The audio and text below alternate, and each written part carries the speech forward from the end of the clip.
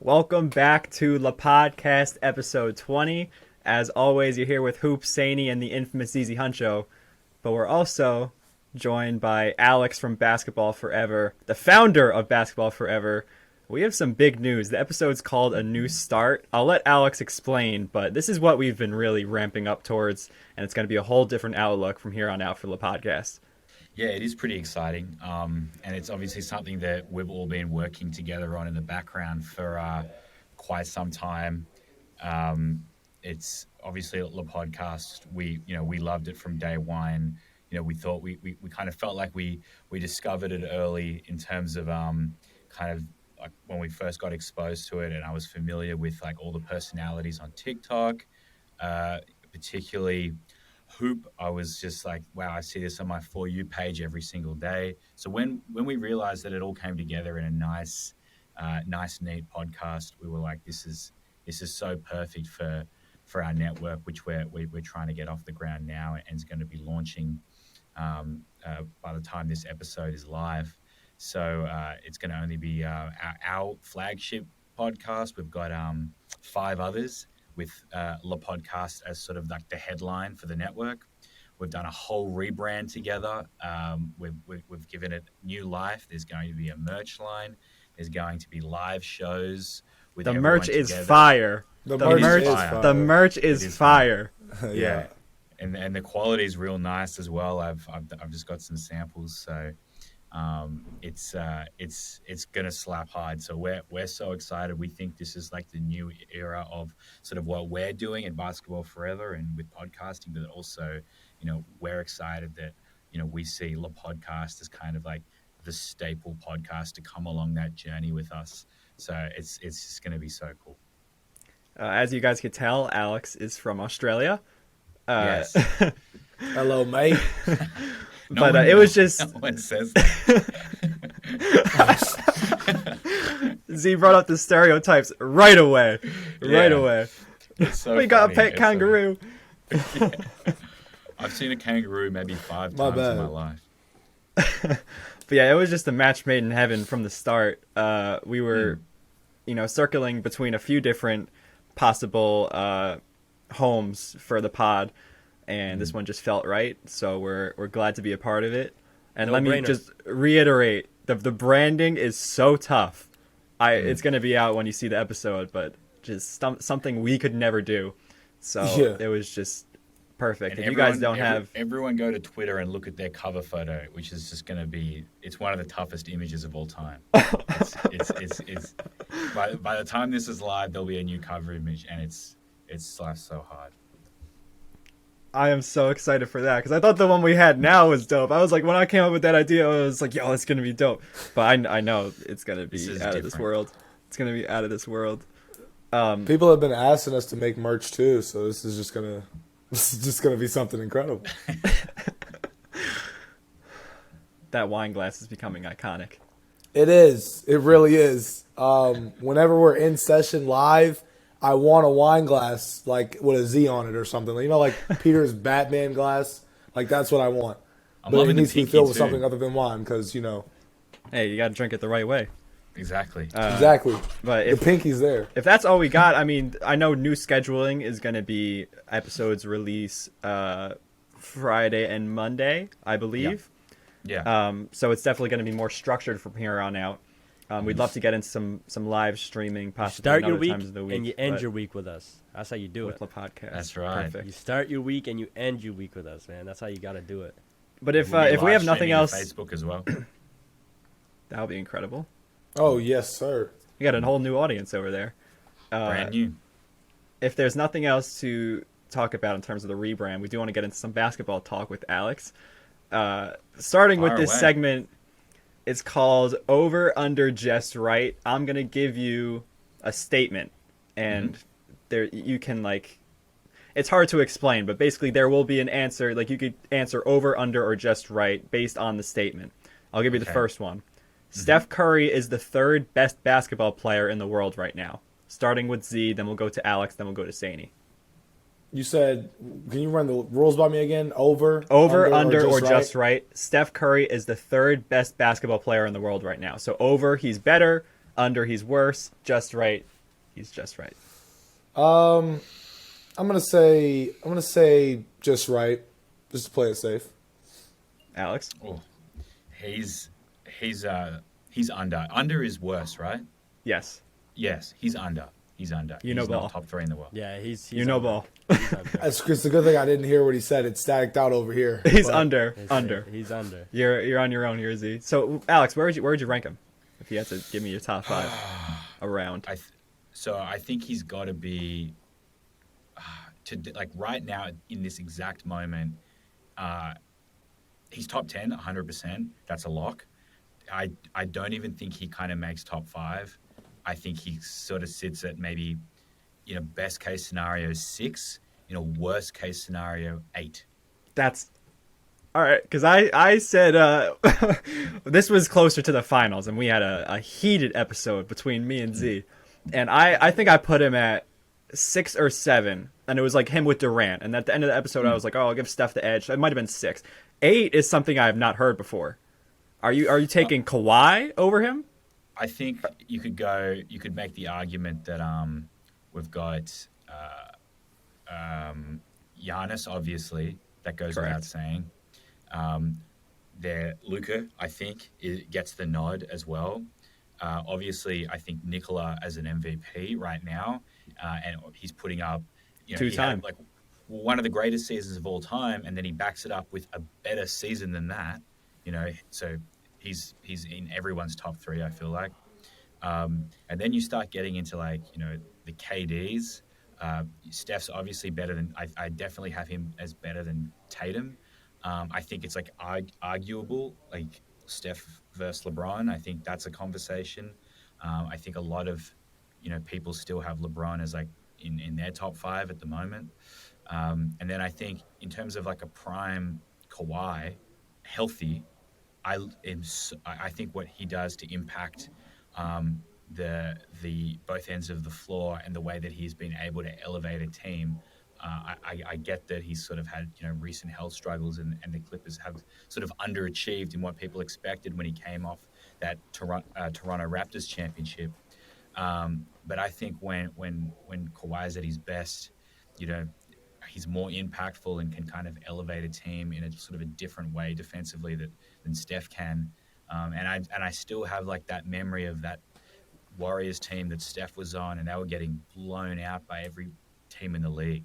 Kawhi to me, he's just never been that guy.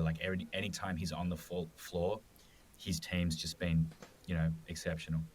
All right, sounds good. So for the next over under just right, we have the statement: a fully healthy Lakers squad is a second round exit in the West this year. Z, start with you. Fully healthy for the entire year. Nah, that's an under. Imagine. Oh, that's a overreaction, I guess, right? Is that what it is? Under means worse. Under means worse. I'm gonna say worse than a second round exit. Oh, no, that's not gonna happen for them. I could see them as a second round exit. Yeah. So just right. Just right. Alex. My head says over, and my heart says just right. I think that I look at it from the point of view of, you said fully healthy. Correct. Anthony Davis and LeBron James have won 70% of the games they've been on the floor together. So I think if you take that into account and you're adding, a healthy Russell Westbrook, who all he needs to do is be just a tiny bit better than he was last year, or be embracing a bench role, which it seems like could be on the cards for him. I think that could be like a Western Conference Finals team, if I'm being generous, but I think it's probably just right if I'm being realistic. Saney. Over. You're telling me a healthy Lakers team? That's another ring, bro. Come on. Westbrook over. I think, when I hear healthy for the entire season, obviously LeBron and AD rack up wins, but the fit still is questionable. Exactly. Are the shooters going to perform? There's still performance issues. Like, it's not LeBron and AD are healthy. There are finals. Like, they still need other things to work out. And when I see Damian Jones as their starting center, I have questions. I think they, as a starting, like in the regular season, if they could get like a 4 seed, I'll say under. I think the first round exit anyway. You're looking at it from that perspective, Hoop. I'm also looking at the fact that the starting backcourt as of right now is Patrick Beverley and Russell Westbrook. I'm saying I think they could win through the willpower of LeBron and AD alone if it's a lower seed. Okay, but the thing, if they don't get good positioning. You mean to tell me that we're sitting here debating over a Lakers team that apparently has everything is in the palm of year 20 LeBron's hands and year 20 knees Anthony Davis? Like, bro, like... I just think that the team is just way too dysfunctional to the point where we have to literally look at them and be like, okay, if all goes right, what has to go right? Well, AD has to be healthy. LeBron's going to be 30. Though. They got a new coach, but LeBron's going to be 38. And Russ and Patrick Beverley, you got Patrick Beverley and Russ the other night. They both shot like 5 shots combined in the first half. And I was like, that's not what you need out of your starting backcourt. Like, they need a little something more. If Russ is coming off the bench, though, like, I'm a fan of that idea. I've said it before. I think that that's going to be something that if I'm the coach, I want to experiment with at least just so Russell Westbrook fans could potentially have one more excuse to throw out there. Like, oh, no, wait, he's good with the bench. Please, please, please. Other than that, yeah, everything else is just dysfunctional and is looking like a second-round exit, but whatever. I'll be honest with you, Sandy. I think Russ has an ego issue. He's been very sarcastic to the media regarding his being away from the team in multiple huddles. I don't know what to think about all that, bro. Bro, I'm telling you, I'm a diehard Russ fan, bro. He's been doing that since Oklahoma. He doesn't go in the huddles. Like, he's been known to just, like, if you're before going the game. to be a bench player and LeBron James is leading a huddle and Anthony Davis is also in that huddle, Westbrook is not him anymore. He's not him.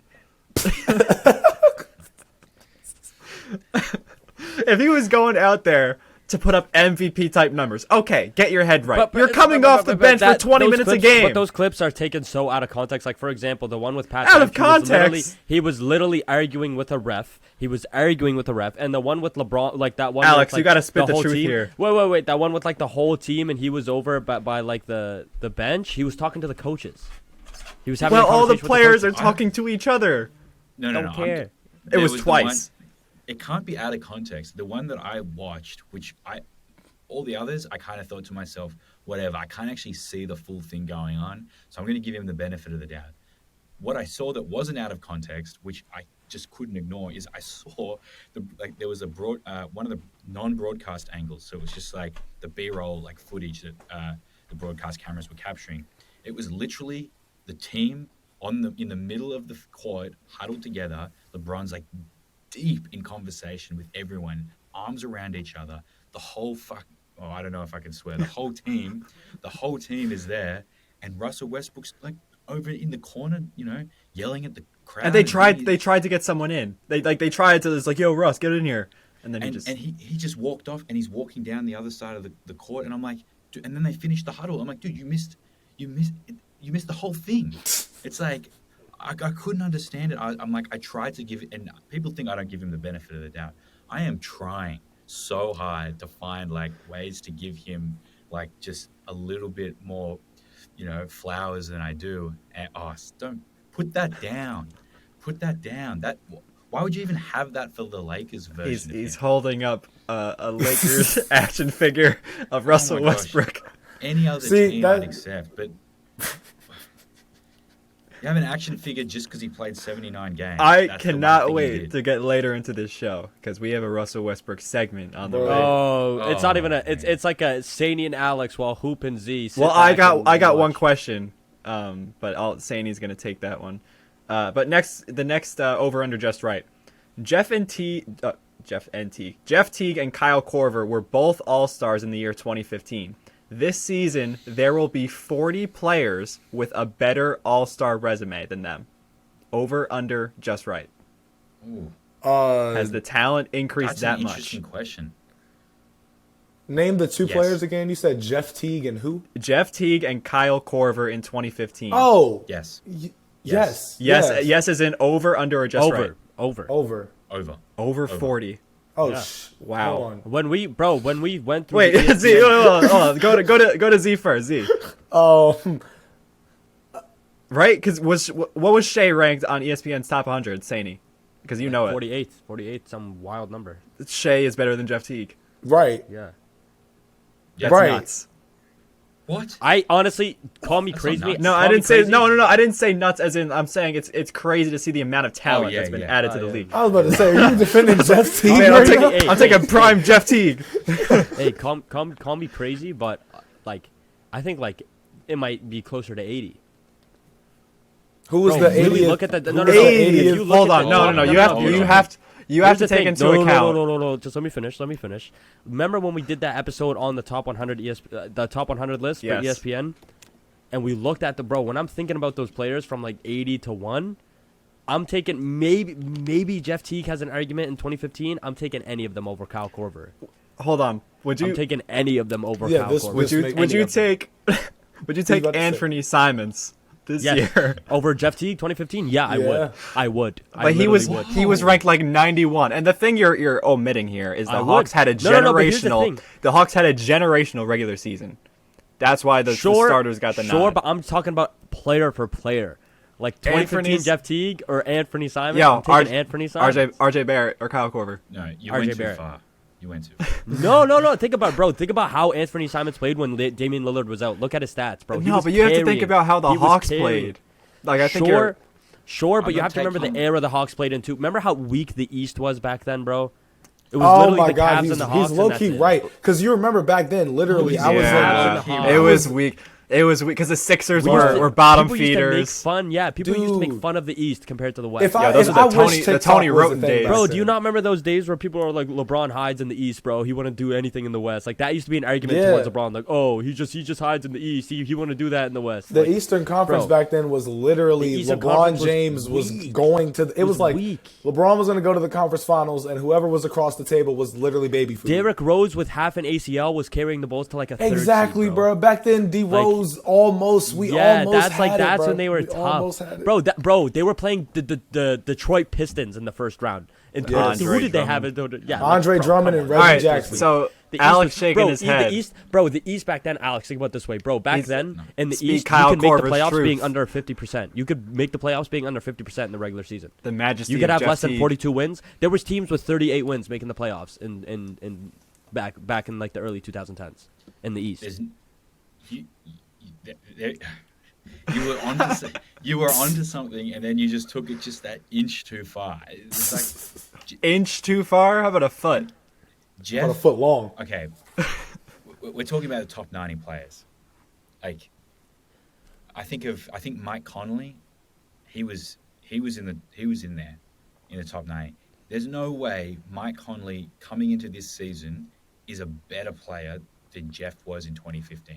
What about No, Anthony? I can What agree. about Anthony Simons? But Anthony what Simons about was just Anthony ranked Simons? low. He was Anthony ranked Simons at was just 91. ranked low. That's Yeah, why I yeah. was just saying Anthony Simons. I wasn't saying like he's like all 91 players ahead of Anthony Simons. I'm just saying Anthony Simons specifically as a player. I can understand your point though, because Mike Conley being ranked in general is weird to me. But, I think I think Simons is one of those players that kind of benefits from the back end of that Portland season and having Yeah.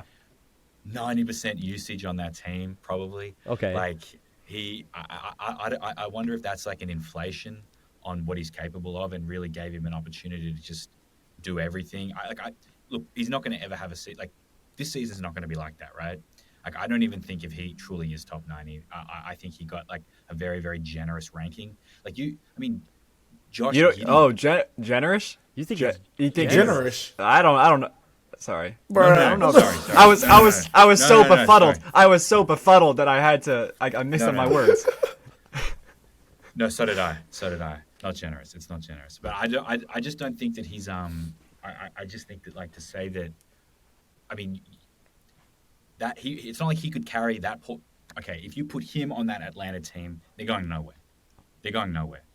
Like Well, If what you about- put- what about wait, Jeff whoa, Teague, whoa, if you whoa, replace him with Jeff whoa. Teague, I don't think Jeff Teague was as big of a part to Let that me- Hawks let- team as a matter as of you fact, remember. let me It was go on find half out. court.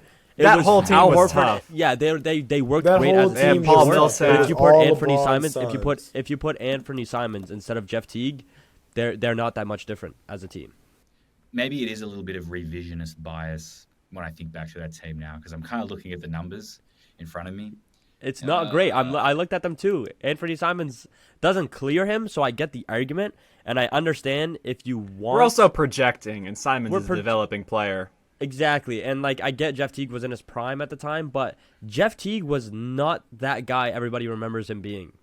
Like I remember watching the Hawks games back then, bro. They would get exposed in the playoffs. Like the teams they were playing. I never thought of Jeff Teague as an all-star back in the day. I don't know. Neither have I, but like, bro, when people talk about Jeff Teague, like they rate him, bro. They're like, oh, he has a like they rate him as a player. If I hear Jeff Teague, I hear people rating him. I don't rate Jeff Teague like that. Yeah. He averaged what 16 and 8. Yeah. It's hard.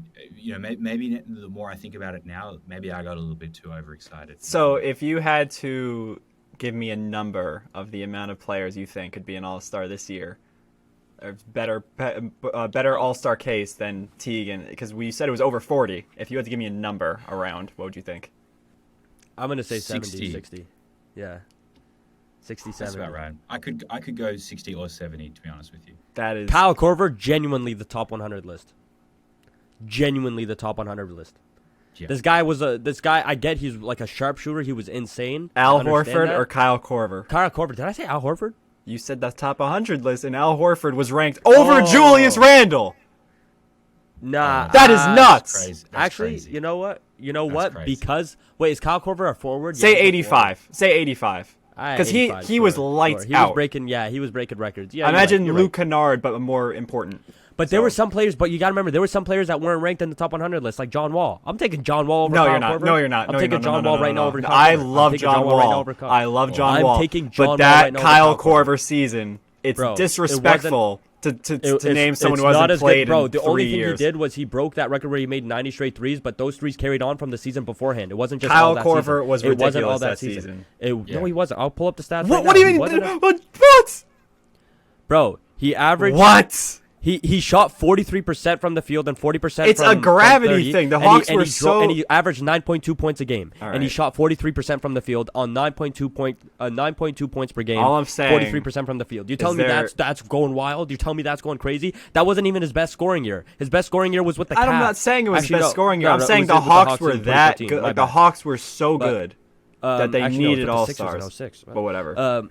But no. Yeah, we got to move on, dog. No, and here's the thing. Kyle Korver wasn't even an all-star. He was somebody got injured and they replaced him with it. He wasn't even originally an all-star. They just genuinely, in 2015, there was no talent in the league that they replaced them with Kyle Korver. I don't remember who got injured, but there was genuinely so little talent in the East, they replaced it with Kyle Korver. That's nuts. I can name you 100 players right now that is better than 9.2 points per game on 53% shooting that have more all-star that have more of an all-star case to make it than 2015 Kyle Korver. I'm not going to lie, reflecting on my previous statement, it's much, John Wall can maybe make the cut depending on what he looks like coming out the gate. Come on, but you're underrating the Korver season because he had a lot of off-ball gravity that helped that team. Yes, I understand, but there's a lot of guys you could take over Korver, bro. Like Gary Trent Jr., I don't think he was ranked. You don't think Gary Trent Jr. is better than 2015 Kyle Korver right now? Oh, no, now you... No, tell me why. Tell me why. Tell me why. Tell me why. It's like the prime Kyle Korver that year was one of the best. No, it was not. That was that wasn't even prime Kyle Korver. That wasn't even prime Kyle Korver. What was prime Kyle Korver? It was when he was on the Sixers. He was averaging like 15 points with them. As a shooter, your most accurate years. Your most accurate years are going to be your prime. 43% on 9 points. If you were to ask someone what prime Kyle Korver was, it's Atlanta. It's Atlanta. No question. All I'm gonna say is, I think there's a case for 100 players to be better than. I can't believe you said Kyle Philly. Korver. Well, Philly. I just saw the most points average with Philly. Basketball Reference merchant.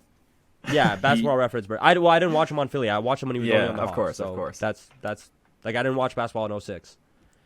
But I will say this: I watched him go to the playoffs that year or the year before or whatever, and he had like. They was swept, and he had like 5 points a game. It can't be his prime. Sure.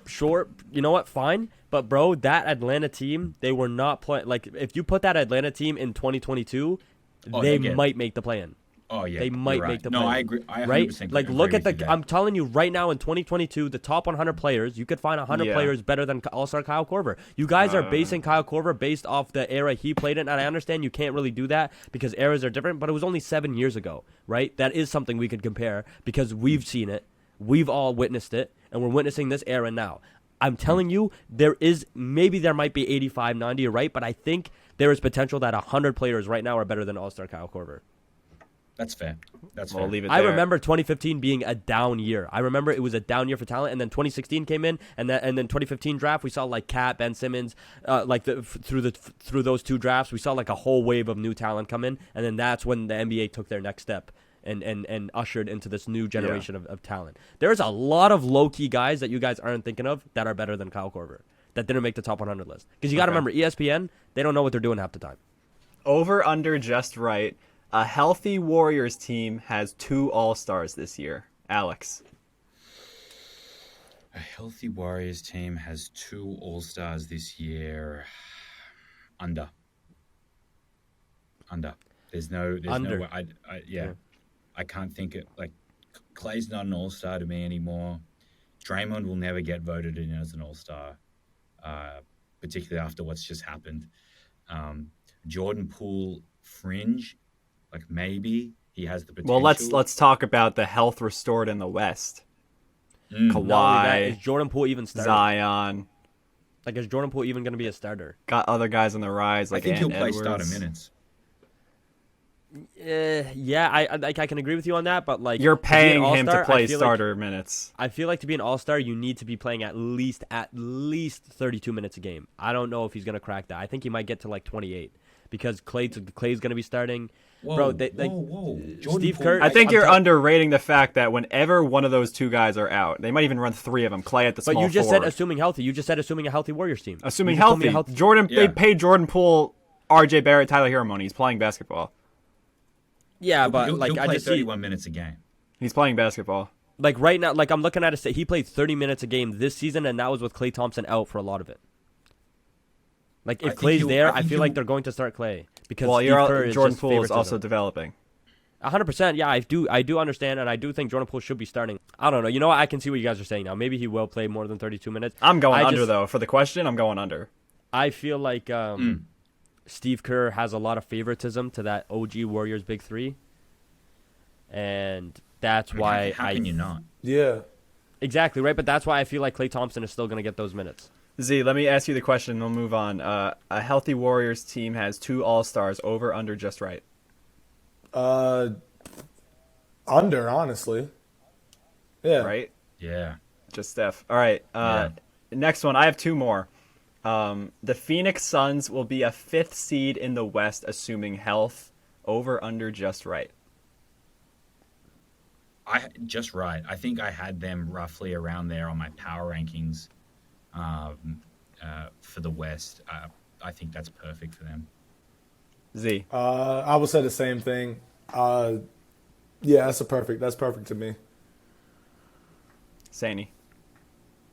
You guys want to hear the hottest All take right, I here have we for go. this Oh season? my Hold God. on, let me take a You swig. guys want to hear one of the hottest takes I have of this season? Just under. I have them barely making out of the play, like 7th seed. I think their chemistry problems this season is going to be bad. The fact that Monty Williams came out and literally said he hasn't been talking to like a lot of his players this offseason. DeAndre Ayton literally seems like he doesn't want to be there. Chris Paul is only going to regress. They're losing Jay Crowder, who was a bigger role to that team than people realize. I think they take a huge step back, especially with the West getting all the West getting way more competitive with all the guys coming back. The Suns are going to get hit with and losing by 40 in a game 7 is not pretty for a 1 seed that was expected to go to the finals, or at least the Western Conference Finals. They took a huge hit. Chemistry is rough. It doesn't seem like Coach Monty has a hold of his team right now. And this is something he said, like what coach doesn't communicate with his team for 4 months after losing by 40 in a game 7? That is not a time to ignore your team. That is not the time to not communicate with your players. That is the time to get everybody together and be like, yo, we got to figure our ish out. Let me just say, And they didn't. And if anything, they're getting worse. They're losing players. You have players that don't want to be there. DeAndre Ayton does not want to be in Phoenix. He clearly doesn't want to be in Phoenix. Chris Paul's only going to regress. I hope Devin Booker takes that huge leap, even though he's already like into his prime. Nowhere else to leap. That's what I mean. Like, they're only going to get way worse. I don't think way worse or much worse at all. They're first seed. I'm comparing them to the first seed Suns. They're going to get way worse than the first seed Suns. I mocked them up as a second seed this year. That's too high. I think that's too high. That's too high. I don't know. That's so they still have Chris Paul. They still have Devin Booker. They still have the core. They still have Mikal Bridges, who's developing. They still have Cam Johnson, who's developing. They lost JaVale McGee and Jay Crowder, which I think are key pieces. But they still have key bench pieces, Landry Shamet, all of them. I don't understand why a good regular season team would get worse, because the Jazz have been. There's been a lot of question marks around the Jazz. But the Jazz have never seen anything like this. The Jazz have never been blown up by 40 and then have their coach come out and publicly say they didn't want to be there. And then I think the loss. I think the loss. Okay, is I'm not okay as, with being in Phoenix. Yeah, it's good. I said a 5 because I can see them being a 5 seed. I don't see them being a 7th seed. I see them being between a 5 and a 7 seed. I think it's really premature to assume they did lose to the chemistry 36ers. Issues to the point where they're losing basketball games. I think the media blows everything up, and bro, I don't know. I don't know what's going exactly. All this stuff. I just watched them lose to an NBL team. That OKC blew out by like 40. So. By 40, bro. I don't know. 40 and they're losing by bro. There was 2 guys that had a combined like 60 points against them. Bro, the Suns are not looking good, man. I'm seeing the Suns anywhere from a 3 to a 6 seed. I just think with Chris Paul at the helm, with Chris Paul that is still able to play basketball, that team will not be below a 6 seed. That team will not be below. I personally don't think they're going to be below a 6. I don't think they're going to be below. I don't think they're going to be below a 6 seed, and I think that Chris Paul is going to regress, but the areas in which he's going to regress are going to be normal for somebody that's 37 years old or whatever, however old he is. But he's still going to be able to facilitate and things like that. I'm with Saney on the part of the fact that the team's chemistry is at like a 5%. Like if this was 2K, like it just would be bad. Like their teammate grade would be absolutely atrocious. Like nobody would want to, they're terrible. DeAndre Ayton doesn't want to be there. Devin Booker doesn't know what's going on. Chris Paul's getting older. Call for ball, spams it. Exactly. Devin Booker's more. Bro, I feel like Devin Booker has so many other things on his mind right now. But he wants to play in my career. For real, he's the best player on that team. He's the veteran, right? Whatever. But he can't. It's just I don't know. It's just that team is losing Jay Crowder, who is a great 3-and-D guy, and I just think that he's somebody that people aren't going to really be able to replace that easily. And then what you said, they're still developing guys like Cam Johnson and things like that. JaVale McGee's gone. And I just don't think Monty Williams is like, if Monty Williams was like Nick Fury, he just doesn't have the Avengers in order. Like all the Avengers want to go their own little ways. It's a civil war right now. There. Exactly. It's a civil war. And they don't know what side to pick. And we know damn well DeAndre Ayton and D-Book ain't on the same team. Because, So I think they're in shambles enough to the point where this was a 64-win team last year. And I just don't see them winning. I don't see them winning above 60 games this year with the way that they're looking right now. But that's just me. 3 to 6 seed is what I'm saying. They might tap 50. They might tap 50. They might tap 50. If they're lucky, if they're good enough, if they're on the nice list. You got to remember how many teams are coming back into the Western Conference fully healthy, bro. You also have to remember that they were injured in the first place. So if there's a lot of those guys are injury prone. I think the Suns Mikal Bridges plays 82. Fair. That was a part of my reasoning. Fair. But I'm assuming a healthy West. You're right. Okay. I am assuming I'm praying for it. I would love to watch a full season of I'm praying Clippers basketball. But I don't see how you could have the Suns at 2. And you know what? I know you want to move on, so I'm not going to get into this argument with you. But all I'm going to say is Clippers, Warriors, Nuggets. The Clippers is a health thing because Kawhi even rests when he's not injured. Sure. But moving on. My last over-under just right is Draymond Green is worth $25 million a year to the Warriors. Over, under, or just right? I had it at sort of 20 to 22 a year, like just for the Warriors, though. I don't think he's worth that for any other team at this point in his career. Saney is about to blow a gasket. I'm about to cook up so many. Okay, number one. Let's talk about this. Number one. Draymond, and you guys admitted both of this, so I'm not going to use this against you guys. He is not near a $20 million player, $25 million player. He is not even close to that anymore. No. Number two, you guys got to remember that after signing Jordan Poole and Andrew Wiggins to those extensions, the Warriors have a $487 million luxury tax. Mm-hmm. That is a lot of money to pay in luxury taxes. Number three, we're talking about the same leader and contributor to the Warriors, Draymond Green, that rocked Jordan Poole in the face in front of all his teammates and embarrassed the guy everywhere in the media. And then now he's just like slithered his way back in the team like nothing happened. And I get it. Stuff happens and you got to sweep it under the rug and try and win a ring. Sure. What? Bro, I'm putting Draymond on a vet minimum. I might give him $7 million a year. I might if I'm the Warriors because of what he's done for the Warriors. That is nuts. But that what is he's nuts. That's too far. what he's done. What Saney he's has done. He has a tendency of stepping over the line. No, because bro, no. This is stepping so over the line. close. You guys have to understand, why would the Warriors pay that much money in taxes to win a championship? Draymond Green. You're not gonna. How many playoff series with Steph, Clay, and Draymond together have they lost when they were healthy? Zero. Sure. Zero. But you're talking 2015 to now, but I'm talking for the future. And I'm talking for the fact that they just signed two guys to $100 million plus contracts.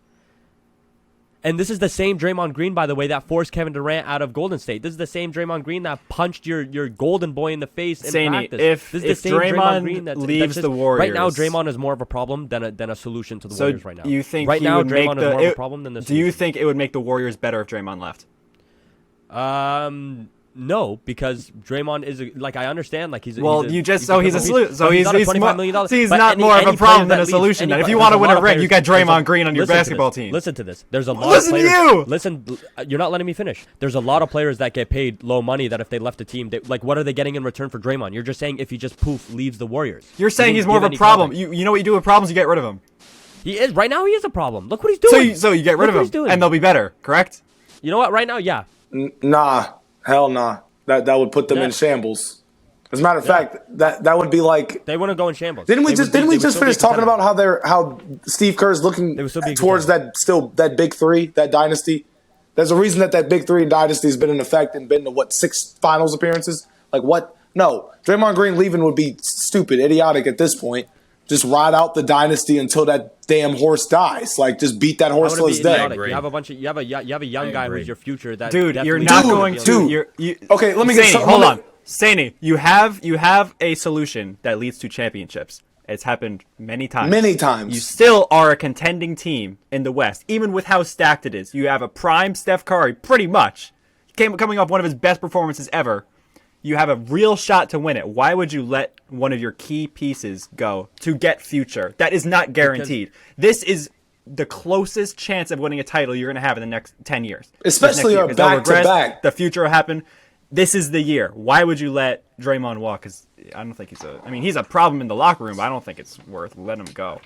I understand that he's a problem in the locker room, but it's just a matter of, like, We've seen this dynasty. Also, hold on. So if you want to talk about like the intangible, like Steph Curry is not a vocal leader. Who's the vocal leader of that squad? Yeah, is it Iggy? It's not going to be. Yeah, Iggy. No, it's Draymond. It's Draymond Green. No, but you didn't. I didn't say it was Iggy. I'm saying who would be. Steph and Draymond talk together, and then Draymond reiterates what Steph said to everyone. Steph and Draymond are also one of the winningest duos in playoff history statistically. So I mean, you're getting rid of that. You're getting rid of his best pick and roll partner. I don't know. That's a lot. That's a whole lot that's going to be gone. But going back to the money question. But on that though, it's like it's not like the take was bad because I agree in principle with what you're saying. I think $7 million is like the wrong number. Like I think that's 100% the wrong number. So what would you give him? I think to keep Draymond on the ground. I think if him and Jordan Poole are still willing to play basketball with each other, I think you give him 20 to stay. For the 2 years. Yeah. 20 mil? Yeah. But you know what? Half of that money, or maybe not half, definitely a third of that money is like a legacy payment, right? So the same way that like Kobe, he's taken a lot of mil from the Lakers. You know, I get that he's taken a lot, but it's like at what point are you rewarding like a 4-time champion? And I think but he's gotten max contracts with them, has he not? Like he's signed big money with them before. Like it's not like he's been getting underpaid his whole career. I think like Dwayne Wade that's was why with the when Heat. Kevin Like, Durant left, he signed like what a 110. Yeah, like he signed a big contract with the Warriors. It's not like they haven't given him It's not like they haven't paid their dues with him. I still think you have to. He was making max money. I don't know what other teams are going to pay Draymond Green. You have to keep him. But let's say if other teams are willing to pay Draymond Green, let's say, what is it, 15, 18? I think you give him 20 to keep him. I think you give him what other teams are willing to pay for him because the other teams obviously, but I'm saying if the number were to get pushed up to the max, where the Warriors were willing to match, it's like why would you go play for the Lakers when you can play for the Warriors for the same amount of money? He loves LeBron. I would match. You know, whatever team would be willing to pay. Have you seen that podcast? Did y'all know? Have you seen that podcast I know intro? Exactly what you're gonna say. We have that's right, the amount of episodes as LeBron has the same number of episodes as LeBron James has All-Star appearances. Thank you. Cringe. Fly me out to LA, father. Cringe. Please. Draymond's podcast. Draymond's pod is good though. I'll give him that. I love the Draymond show. Very entertaining. I love how sports networks are starting to bring in just the menaces of all the sports, like Richard Sherman does Thursday Night Football. They got Draymond and Pat Bev on ESPN sometimes. Like, isn't Patrick Beverley's show like also called the Pat Bev Show? Like, I don't know if he has a pod. I was talking about when he was on ESPN. No, he has his own podcast. Like, it just that dropped. Was peak content. That was peak content. I gotta watch that. He just dropped his new podcast, and he said he shot. Was that our last? I think the first episode was like the day after Draymond punched Jordan. So like, Pat Bev had like hella content. Was that our last over under? That was so we could get into the juice. All right, you two might want to put your mics on mute. This is me and Alex back and forth. Explain the context. Destiny has given me this opportunity to finally, and I've been following basketball forever. I've been a fan. I'm not gonna lie, like I'm not even saying this because you guys signed this. I've been a fan of basketball forever for since junior high, I think, and I'm an adult now in university. I'm a big fan of you guys' page. I love you guys, and that's why obviously we love that you guys believe in us, and that's why it was a no-brainer to work with you guys. But I have one problem. Oh God, I have one issue. I know what's coming. That has been waiting. The thing is, I remember the amount of times I've seen posts, and I'm like, one day, this is my day. God has given me this day. Do you know how many people want this day? So many, and I'm the voice of these people. I read every single. By the way, every time you guys post, I will read the comments. If it's a Russ post, I read every single comment. Of course you do. Why? Of course, Alex. Why, Russ? Like, did he do something to you? Did he do something to you personally to go at him this hard? The amount of times I've seen the most random Russ will literally it'll be the off season and it'll just be like, do you guys know one day in 2019 Russell Westbrook shot 32%? I don't want to be reminded, bro. I don't want to be reminded of that. Why not talk about April 9, 2017 when he dropped a 50-point triple-double to secure the MVP? Oh, he got dates out. Why not those days? He's a fan. I'm letting you have your pace, and then I'm ready when you are. He's just about to crush. I'm gonna let you go. I want to hear. This is for every basketball forever fan. It just wants to know why. So, I understand that. I understand that where you're coming from, particularly as a Russell Westbrook tragic, and as a BF fan too. I get it. I see it all. I understand, but you have to think of it from a couple of different angles. Now, firstly, our philosophy when it comes to content is that popularity dictates what's published. So, our goal is to try and get the narratives in front of audiences that resonate with them the most. Now, there was a time when we would publish content and Russell Westbrook got all the love from us. That MVP season and even the season before and the season after, we were the ones that were trying to popularize the term Beastbrook. We created merch for Beastbrook. We were lobbying hard. We were lobbying hard for Westbrook as MVP. I genuinely believed he was like an MVP caliber player. And on top of that, not only did we just put forward that opinion, but we were zeroing in on every single Russell Westbrook thing that he did. Every single thing whether it was a 50-point triple-double. I remember when he hit the game winner against Denver and at the 50-point game to finish his season, averaging a triple-double. I mean, we milked it. We milked it, and all we got was hate for overhyping Westbrook. we were overhyping one of the greatest players to ever play this game in terms of the magnitude of the season. So I was just like, man, this is crazy. Westbrook has just averaged a triple-double for the first time since Oscar, and all people want to do is get mad because, well, where's he taking OKC? What's he doing? Blah, blah, blah. So then that time, then after that, I was like, okay, well, I'll move on and we'll get to the next season. And then obviously, we tried to stay on the Russ train, but then we ran out of reasons to support him. Like he regressed and he became, more of a cancer and more of a cancer to the teams that he was on.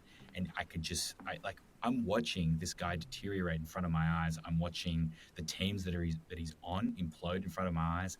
Then when he goes to the Wizards, sure, he was having a great individual season, and Beal sings his praises and all the rest. And by the way, we didn't even come at Westbrook in the Wizards days. We actually didn't. We gave him tons of kudos in that season. I was doing every triple-double he got. I was sharing. I gave stats. We did everything. It was still pro Westbrook.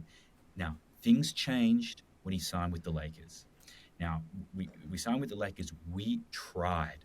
I tried to sell the Russell Westbrook story, particularly in the first 15, 20 games of the season. We had like pro Russell Westbrook content. The problem was that the numbers were not stacking up in the favor of the content that we wanted to produce, and the numbers favored the narrative that Russell Westbrook was dysfunctional within this team framework.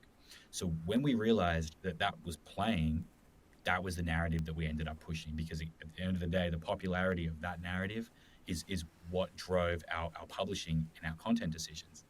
And it was just like, you say like, oh, well, I read the comments and stuff. 200, of the 150 people that might be mad in the comments, the silent majority are the tens and tens and tens and tens and tens and tens of thousands of people that are liking the content and sharing it and reposting it and putting it on their stories. That they were the true representation of what people felt and what the audience felt. And the butthurt people in the comments, that was not a representation of how people felt. And it also, for all the hate that we got for our opinion on Westbrook and our view and the things that we focused on, everything panned out exactly, as we basically thought that it would. I mean, the Lakers didn't even make the play-ins. Russell Westbrook, he could barely scrape together,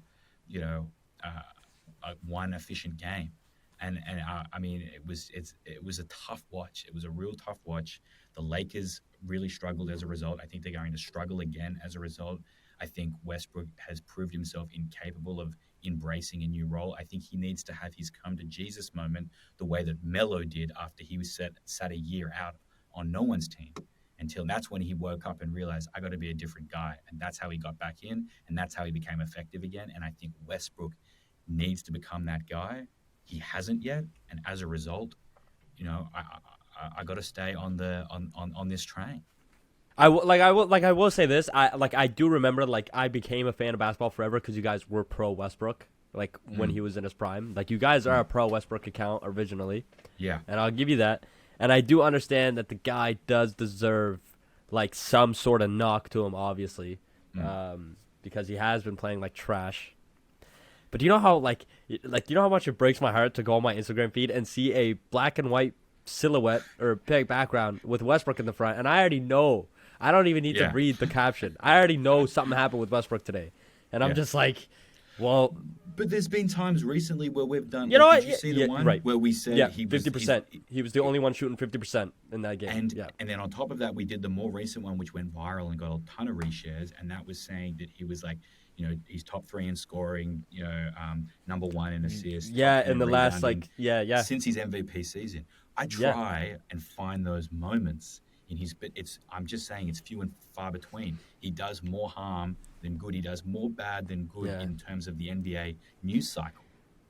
I want him to come. I want to see a lot of basketball forever love this year for Russ. I want him to come back. I hope he has a good season. No one. Again, if the narrative shifts, we shift with it. If Russell Westbrook's like, and people are like, you're so biased, you just want to hate Russell Westbrook. No, I actually just want to serve the people the content that they want to see. I understand that. And if Westbrook's having a great season, people love that story, man. People love it. And if that's what the story is, man, we will feed into it nonstop. It'll be pro Westbrook content every single day. I promise you. That's what I want to see. That's all I need to hear. That's all I need to hear. People are gonna love this. If I can interject, I don't know if Sandy, if you have anything else to say, I have a question regarding Westbrook. Go. So I saw this nasty take on TikTok. He said that Russell Westbrook was closer all time to John Wall than he is to Chris Paul. How do you feel about that? I gotta get every. He's thinking. Don't think. Come on. Oh my gosh, he's thinking. No. I'm trying to figure that out. I think that's blasphemous to Westbrook. Okay, I think that's got yes. to be Okay. Like, I think if Westbrook, if you don't think he's top 5 point guards all time, he's top 7. Like he's in at least. He's top 10. He's top 10. No. Don't walk away. He's top 10. He's not top. He's not unanimously top 7. How, bro? He's dysfunctional to his team. How? This last season, that's it. Only his Lakers season you can say that. Only his Lakers season. Every other season he has contributed to winning basketball. You can only say that. What has he won? Hold on. What has he won? Chris Paul led the OKC team. I didn't say he was better than. I didn't say he was better than Chris Paul. No. So hold on. So Sandy, where are your point guards? I don't get a general sense. I did. So you can't say he's unanimously top 7. No, if you don't have your list of point guards. I'll put Steph Curry over him. I'll put Magic Johnson over him. I'll put. I honestly, I think I put Isaiah Thomas Pistons for sure. Him and Chris Paul are like 1A, 1B to me, by the way. Because what has Chris Paul won? What has Chris Paul won? If you're gonna give the same Westbrook argument, what are you gonna give to Westbrook? What has Chris Paul won? What has Chris Paul? What? Tell me what Chris Paul has won. Tell me what Chris Paul has won. Tell me what Chris Paul has won. Chris Paul has the most blown 2-0, starting the most blown 2-0 leads in the playoffs. Pause. Thank you for that.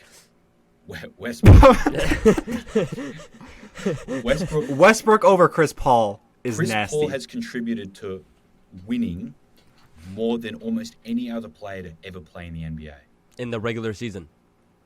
What has Westbrook done in the playoffs? Westbrook went to the Western Conference Finals 6 out of the last 8 seasons he was with the with him and Kevin Durant on the Thunder. Note Kevin Durant. They went to the 2012. Bro, don't say that. Go look at the stats. Westbrook was carrying with him. It wasn't just Durant. Go look at the stats. I watched every game. I bleed blue, bro. I bleed blue. Don't start giving me Oklahoma stats, bro. Go look at the stats. Go look at the games, bro. Westbrook was going off in those series with him. Don't tell me it was all Kevin Durant. No, don't put your ears on your head like that, acting like Westbrook wasn't doing anything. It was Durant and Westbrook, and Durant even admitted that himself. He said, take Westbrook off that Thunder team, and it's a bunch of cats. That is word for word, bar for bar, exactly what he tweeted out on his burner account. He said, you take Westbrook off and it's a bunch of cats. It was him and Westbrook that did it. It wasn't just Durant. Don't tell me it was just Durant. It was him and Westbrook. Let's look at Westbrook's efficiency numbers through the playoffs, shall we? Cool. He shoots a career 40.8% from the field. That's tragic. 0.296 from 3. Good God. Go look at his Thunder stats. Go look at his Thunder stats. There's no. He was in the playoffs through the Thunder. It's 2 years with Houston and Washington that are factored in. If you want to look at just OKC, give me years. I don't even include his rookie year. When should I include? 2012 he went off. Through what? 2013 he was nice. 2014 he was nice. His one 2015 semi-efficient. So his rookie year, he actually shot 47%. The only other year above 42% from the field was 43 in 2012. He shot 43.5%, and then his 3-pointers were at 27%. His rookie year was the most efficient.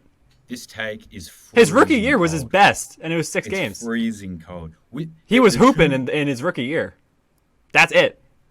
As far as efficiency's sake. I love Russ as a playmaker, but if you're comparing him to Chris Paul, that is another league.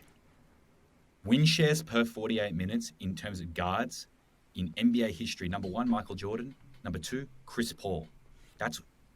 That's the two. You That's should the know. list. He took the Thunder. Chris Paul.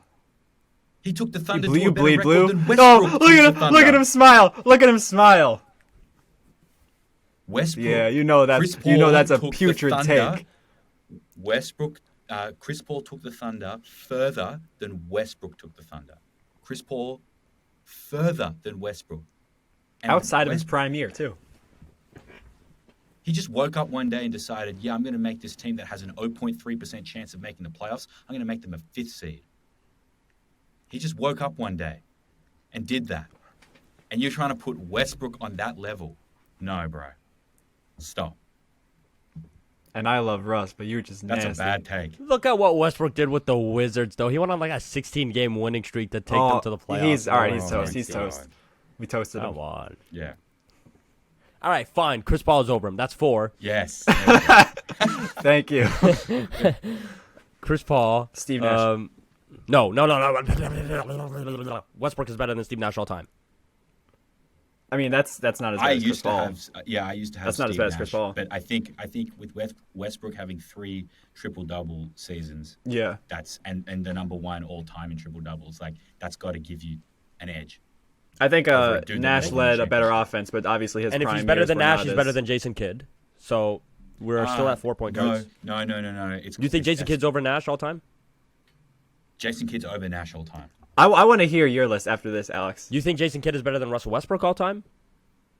I think it's close. Who would you take? So hold up, Saney, we gotta finish. By the way, wait. Even if it's I would take close, Jason even if you Kidd. say Jason Kidd, that's still 5. You need to name 2 more point guards that are better than Russell Westbrook. I would take Jason Kidd because he was able to contribute to. He was able to take a team to like on his own, like as like a key guy, and also and as a he first won, option. Sure. exactly. Name 2 and more he point also guards. won a championship. Yeah, but it was in Dallas in 2011 when it was like the end of his career, and I it don't was think like that Dirk matters. carried. This is the end of Westbrook's career. Okay. he wins now, okay, you're sure. gonna give him- 2 more players, 2 more point guards that are better than Russ. Because have Jason Oscar? Kidd is an iffy one. Have Oscar Big O? over? No. Westbrook took what Big O did and just took it to another level. Let's be honest. Yeah, that's fair. I'll give you that. Yeah. I always think Oscar was overrated. 2 more point guards that are better than Russ. Yeah, I don't. Maybe there's not. Top 7. Top 7. I'm telling you, he's top 7. That's all crazy to say. Oh, John John Cena. Stockton. Oh, No, I John said Stockton. I thought said you he said can. John Cena. No. No, No, but we John- had a whole episode talking about John Stockton, bro. You got to do. I have John Stockton ahead. You have to. Why do you have to? Why do you have to? Hold on, Alex. What's your list? We're My gonna list get is into a ba- whole no. My whole list is Stockton based- juice. No. Wait, Hoop, do you have Westbrook over Stockton all time? I honestly have to look at it because I have Nash over Westbrook. But I think Russ is probably around 7 or 8 for me. I was just saying you can make a case that obviously you can make a genuine case that Stockton's over, that Oscar's over, because I've seen plenty of people make Westbrook is a top 10 point guard of all time. If you put him outside the top 10, that's when you get very disrespectful. But the whole top 7 guaranteed thing is a little rough. Magic Johnson and Steph, I think they're interchangeable at 1 and 2. Like I'm happy to put them easy, either guaranteed. One. Like, I think that's a lock. I think Isaiah Thomas I will take. Agreed. I will definitely take Chris Paul. I think you could depending on what position you put him at, I think you could argue based on accolades like Jerry West is there. Yeah. I know some people have him as like a shooting guard and a point guard, but like you could throw that in. I think Jason Kidd, that's 6 that I can think of. I think Russell Westbrook and then Nash. Okay. Okay. That's top Wait, 7. did you say Stockton? I did. Stockton's I don't think you there. did. If I didn't, I meant to put him there. So, Stockton. do you think Stockton's top 5? I think if he's not top 5, he's top. You know what? Yeah, I'll put him top 5. He's like, So over Nash. he averaged a double for his entire career. He's the what? Because I don't- alone. leader in assists. Yeah, he also is. He was never top 7 in MVP voting. Nash He won has it no twice. bag. Nash He has no bag. Nash also led an elite offense for the entirety of his son's tenure, and Stockton, it didn't happen until he got extra help. And we were going through years Gary that Payton, Ooh, Gary no, Payton Westbrook said, overcame it. no.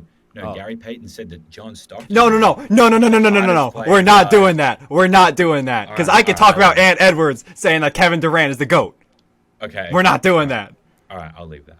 Kobe Bryant. Right. Yeah. That would literally mean Kobe Bryant's like consensus GOAT at that point. We've been we've been well informed from all people who argue Stockton what their tactics are. That's a very popular one because everyone knows that Gary Payton said that. So that's true. Caught red-handed. It's low hanging fruit. It's low hanging fruit. It was great to have Alex on our first official Basketball Forever a new leaf episode. A new leaf, new start. I'm very excited. It's going to be a brand new era, and I think it's going to be a really exciting year. It is. I'm ready to run it up. Let's run it up. I'm ready to run it up. It's time this season. This season's going to be a fun season. Let's work. Thank you for tuning in. Peace.